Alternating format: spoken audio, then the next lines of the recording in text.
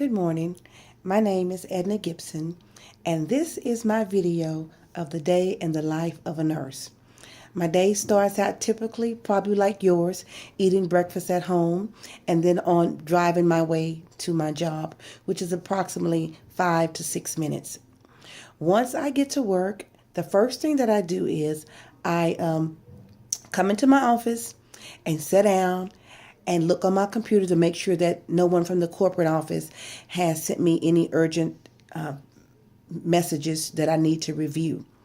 The second thing on my list is I always get up and go and look at the report and find out what residents are new, if any came in, if there is any residents that has any difficulties that need to be addressed by myself or that the nurse was not able to handle.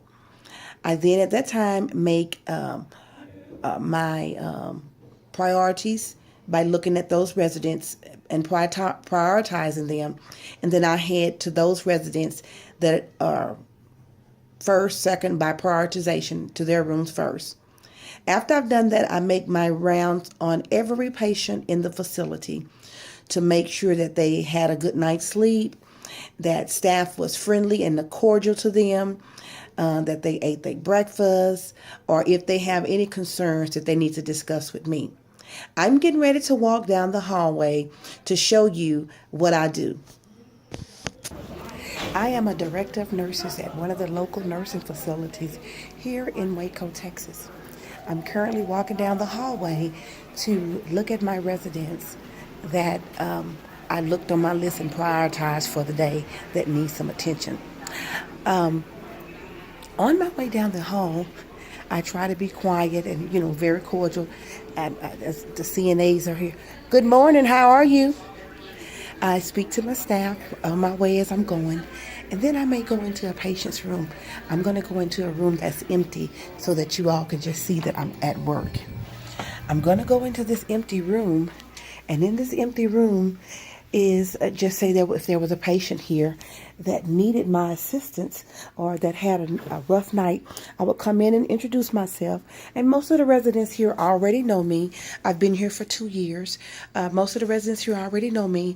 So I find out what it is that they need for that day, and I make sure that they get it. I also talk with my staff after I've done my rounds. I meet with my nursing department and find out how they're doing for the day. If it's anything that I can assist them with as far as paperwork, any admissions that may be coming in, any discharges, making sure that the aides are doing what they need to do, giving showers and so forth and so on.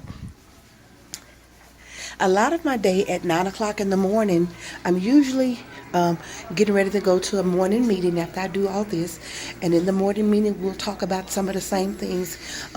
If a patient had a fall, if there was a new medication that was introduced to that resident, any signs and symptoms that the patient may be having that needs to be addressed.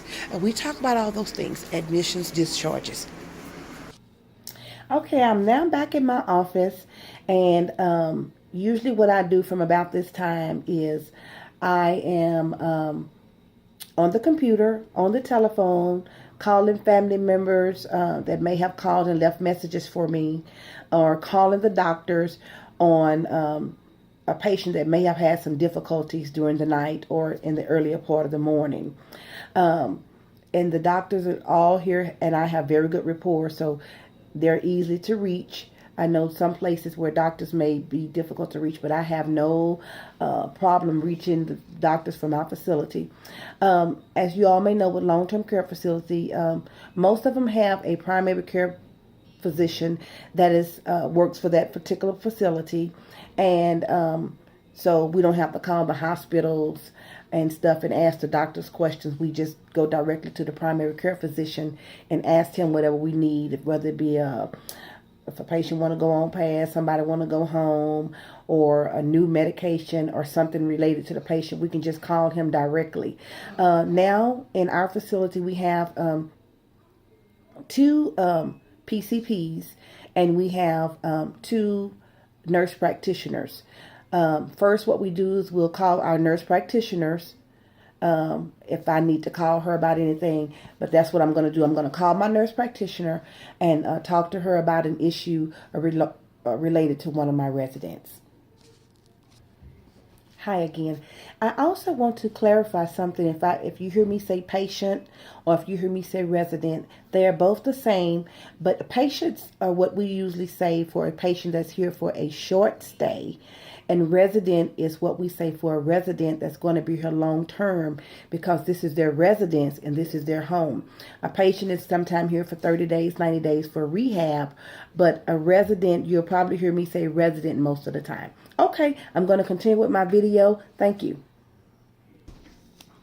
Now that I've talked to the physician, the next thing that I do is I go out and I review documentation to make sure that the nurses documented on the residents that are on the 24-hour report. The 24-hour report here, we document by exception. So all new residents are on antibiotics, residents that have had a change of condition are on that 24-hour report.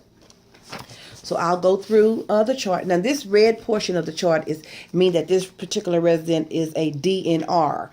We use these in our charts to let staff members know that the resident is a DNR. We do not resuscitate in the event that he goes into cardiac arrest or his heart stops beating.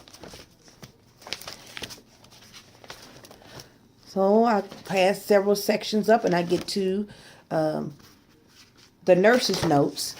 And I see that the nurses did document on this patient last night. This particular patient is on antibiotics for cellulitis. So I make sure that the documentation that they've done speaks of the cellulitis, the area that it's in, and what we're doing for it, how the skin look, is it warm to touch? Come in.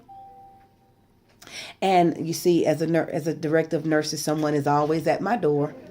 Can I help you, ma'am? No. And so I'm always, as a director of nurses, someone is always coming to my door or always coming in. And so I make myself available for them because I do have an open door policy. But as I was saying, the patient does have all the necessity things that I will be looking for to make sure that the nurse have documented on.